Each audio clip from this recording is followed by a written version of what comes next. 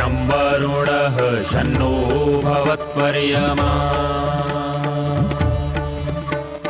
शन्न इन्द्रो बृहस्पतिः शन्नो विष्णुरुक्रमः ॐ शान्ति शान्ति शान्तिः।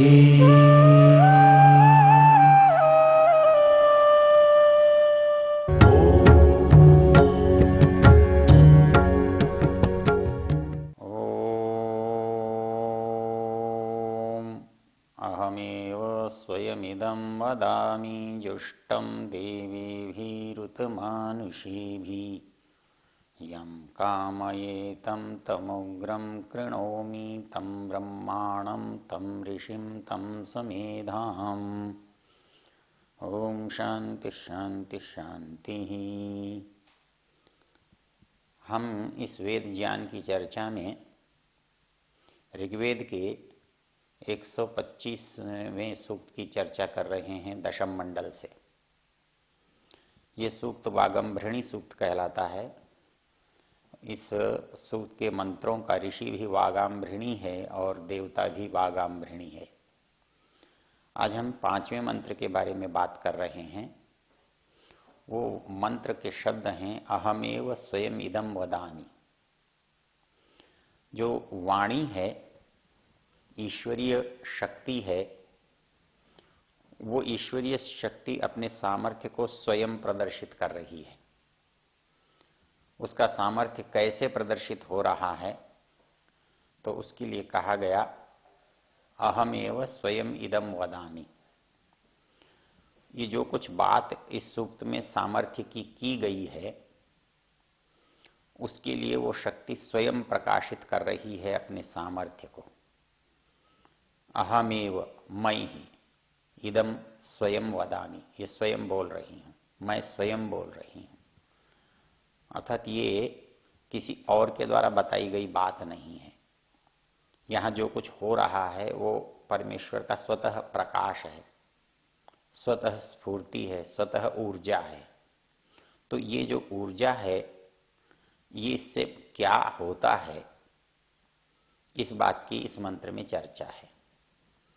वो कहते हैं अहमेव स्वयं इदं वदामि जुष्टम देवेभिः उत मानुषेभिः। यहाँ पर ये जुष्ट शब्द है, ये भी अपना विशेष अर्थ रखता है। जुष प्रीति सेवनयो, अर्थात प्रेम करने में और सेवा करने में, उसके साथ होने में इसका अर्थ आता है। जुष्टम देवी भी उत मानुषे भी, अर्थात जो मैं कह रही हूं वो व्यर्थ नहीं है। वो इस संसार के जितने लोग हैं उन सब के द्वारा वो जाना गया है, अनुभव किया गया है, कहा गया है। अब इसमें जो पद हैं, वो जो जीवन के समाज के स्तर हैं, उनकी चर्चा इसमें आती है। इसमें जो पद हैं वो देव हैं, मानुष हैं, ऋषि हैं। ये तीनों चारों पद इस मंत्र में आपको दिखाई देंगे।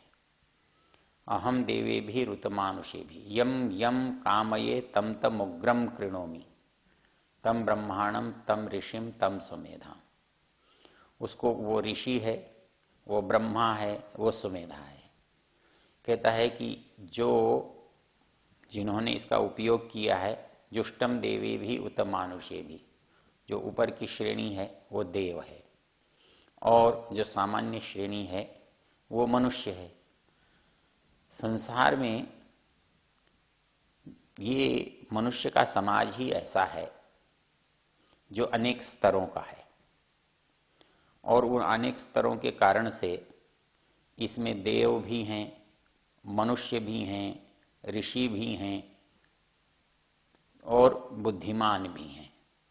तम ऋषिम तम सुमेधाम, जिनके पास उत्कृष्ट बुद्धि है, मेधा बुद्धि है, उसके बारे में भी इसमें कहा गया है। ब्रह्मांडम, तो यहाँ जो सारे शब्द हैं ये हमारे लिए बहुत विशेष अर्थ देने वाले हैं। हम जानते हैं कि संसार में देव कौन लोग हैं। इसके लिए आपको एक मंत्र का भाग जो हमारे कर्मकांड के ग्रंथ हैं उनमें मिलता है। वो कहते हैं ब्रह्म जो देव हैं वो कौन है। तो महर्षि दयानंद ने संस्कार विधि के जात कर्म संस्कार में पिता के द्वारा बालक की दीर्घायु के लिए जिन मंत्रों से प्रार्थना कराई है, बालक का पिता जिन मंत्रों से प्रार्थना करके बालक की दीर्घ आयु की कामना करता है, उन मंत्रों में एक है देवा अमृतेन आयुष्मन्तः अहम तेन त्वा आयुषा आयुष्मन्तम करोमि स्वाहा।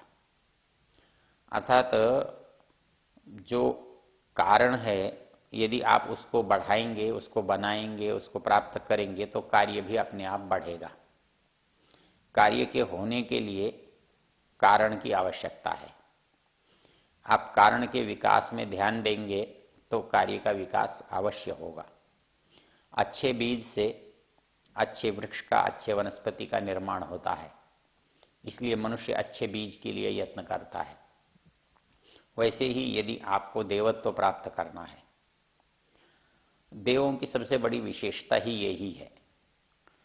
उनके अंदर कहता है ते अमृतेन आयुष्मन्तः, देव वो काम करते हैं जिन कामों को करने से व्यक्ति कभी मरता नहीं, अर्थात जिनके काम कभी मरते नहीं।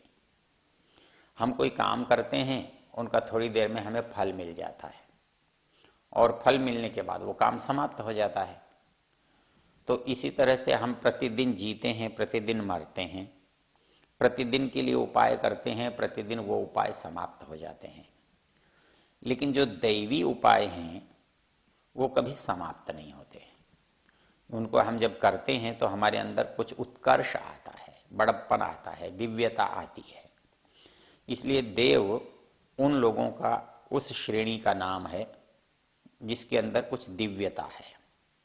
जैसा हम पीछे बता चुके हैं, देव दान से, चमक से, ऊंचे स्थान पर विराजमान होने से उनको देव कहते हैं। देवो दानात् दीपनात् द्युस्थान भवति। तो समाज में वो लोग देव हैं जो देव ये काम करते हैं कि सदा ही जिनके पास उत्कर्ष रहता है, जो अपनी इच्छाओं को, अपनी बातों को कुछ इस तरह से रखते हैं जो सबके लिए उपयोगी होता है, सबके लिए सदा उपयोगी होता है, ऐसी जो चीजें करने वाले होते हैं वो देव होते हैं।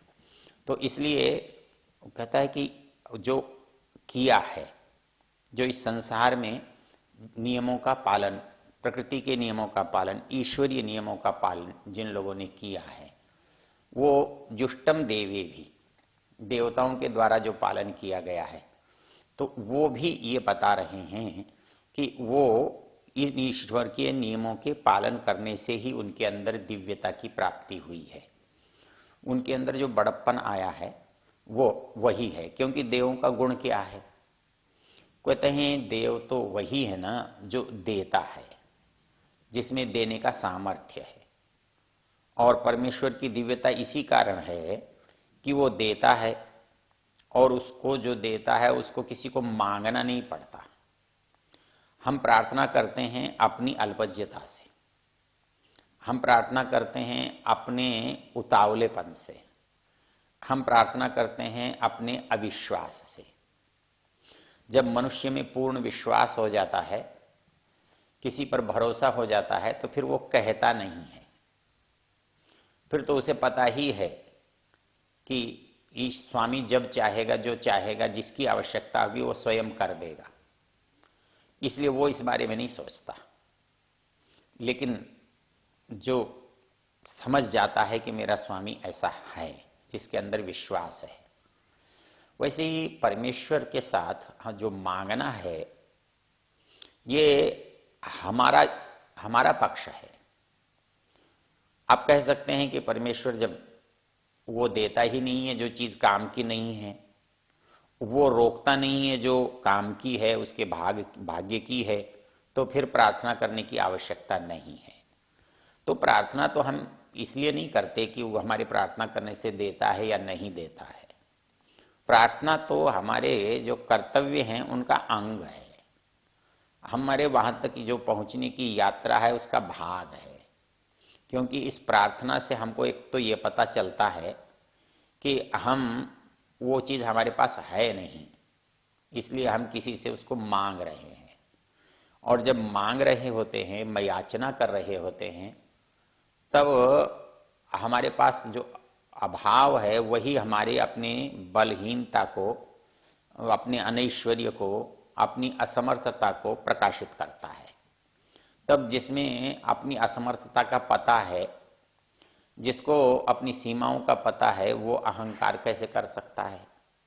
तो प्रार्थना हमको इसलिए करनी चाहिए, इसलिए नहीं कि प्रार्थना करने से वो देगा, बल्कि प्रार्थना करने से मुझे अपने पास होने वाली जो न्यूनताएं हैं उनका पता होने से मेरे अंदर उस अभाव की पूर्ति की जो इच्छा है वो किससे होगी, उसके प्रति मेरा क्या कर्तव्य है, उसके प्रति जो नम्रता का भाव है उसको बताने के लिए करनी होती है। बहुत सारे लोग ये कहते हैं कि जी परमेश्वर जब अपने को कुछ अधिक देता नहीं है और कुछ कम वो कर नहीं सकता है, अर्थात परमेश्वर जब न्याय करता है तो न्याय करने में तो वही होता है जो होना चाहिए। यदि उससे अधिक देता है तो भी अन्याय करता है, पक्षपात करता है, और यदि उससे कम देता है तो भी अन्याय करता है, उसके साथ जो होना चाहिए वो नहीं करता है। तो परमेश्वर वही करता है जो होना चाहिए। तो इस परिस्थिति में जो होना चाहिए वो न घट सकता है न बढ़ सकता है।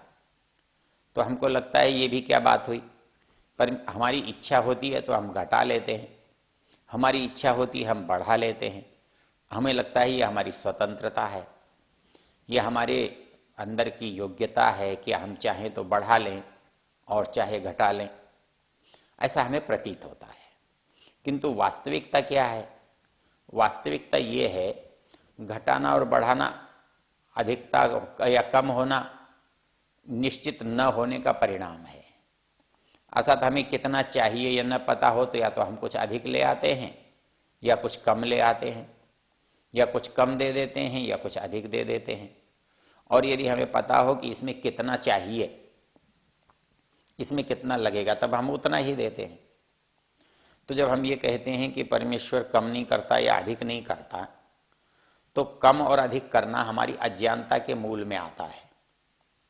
आवश्यकता से जब हम अधिक देते हैं तो हमें पता नहीं है कि इसकी आवश्यकता कितनी है, और आवश्यकता से कम देते हैं तो हमारे असामर्थ्य होता है या हमें पता नहीं होता है। लेकिन परमेश्वर न कम दे सकता है न अधिक दे सकता है, तो इसका मतलब है उसको कितना देना चाहिए, कितनी की आवश्यकता है, उसे ठीक ठीक पता है। और उसको ठीक ठीक पता है इसलिए वो उतना ही देता है, न कम देता है न अधिक देता है। तो जिसके कर्मों के फल के अनुसार जिसको जितना देने की आवश्यकता है वो उतना ही दे रहा है।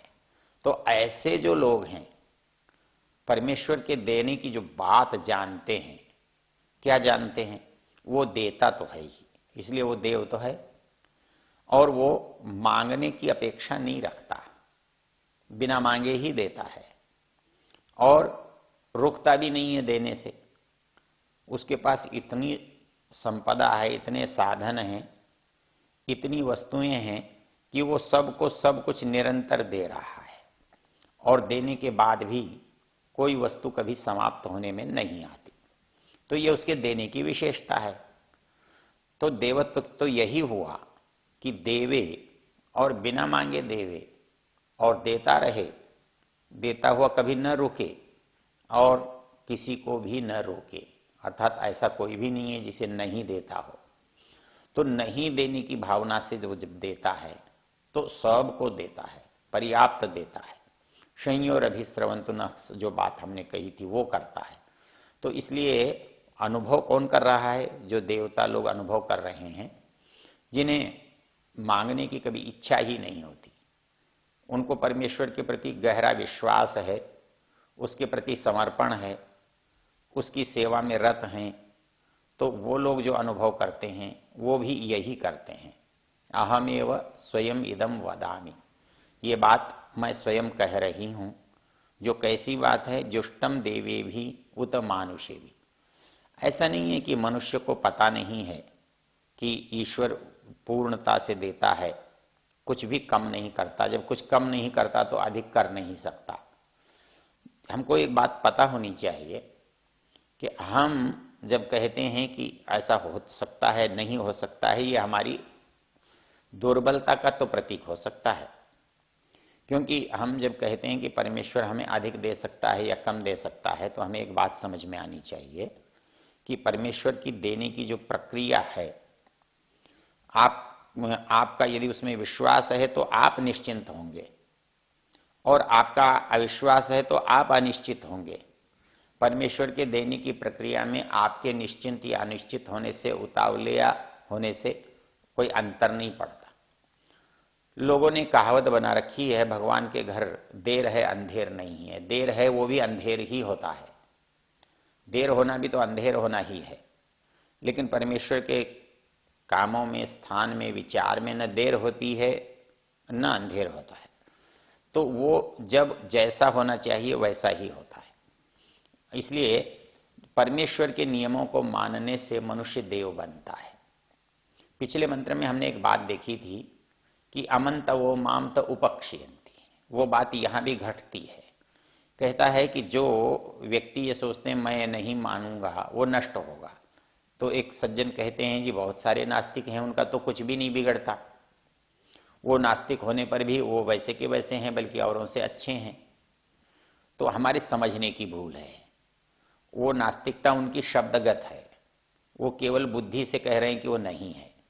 वो व्यवहार में तो प्रकृति के सारे नियमों को मान रहे हैं, और प्रकृति के नियमों को जब तक कोई मानेगा तो शब्द से विरोध भी कहेगा, ये मानने से निषेध भी करेगा, लेकिन जो कर रहा है वो तो अनुकूल है, तो उसको विपरीत फल कैसे मिलेगा? भले ही आप थोड़ी देर के लिए कह दें मैं तो नहीं मानता। जब आप नहीं मानता कहते हैं तो उसका एक सीधा सा अर्थ बनता है मैं आपको स्वीकार नहीं करता, मैं आपकी भी नहीं मानता। आपको नहीं मानता जो कहता है वो आपकी मानता नहीं है। लेकिन यहां उल्टा है, नास्तिक कह रहा है अपने को मैं मानता नहीं हूं कह रहा है, लेकिन जो काम है उसके वो सारे कर रहा है। तो इसलिए वो व्यक्ति अपने को नास्तिक कह तो रहा है पर वास्तव में नास्तिक है नहीं। यदि नास्तिक होता तो जो कुछ नियम परमेश्वर के हैं, प्रकृति के हैं, वो उनको तोड़ता, उनका उल्टा चलता। और यदि ऐसा कोई प्रकृति के नियमों में कोई उल्टा चले तो उसके निश्चित विनाश हो जाएगा, वो नष्ट हो जाएगा। आप कहेंगे कि चलती हुई गाड़ी से मैं कूदूंगा तो मर जाओगे, गाड़ी के सामने कूद जाऊंगा तो मर जाओगे। तो नियमों को पालन करके आप बचते हो। तो नियम को पालन करके जब आप बच रहे हो तो आप नियम के बनाने वाले को मानो या मत मानो, तो लेकिन व्यवहार में मान रहे हो। इसलिए यहां पर मंत्र में जो बात कही है, अहमेव स्वयं इदम वदामि जुष्टम देवे भी उत मानुषे भी, अर्थात जिसको सबने स्वीकार किया है। ओम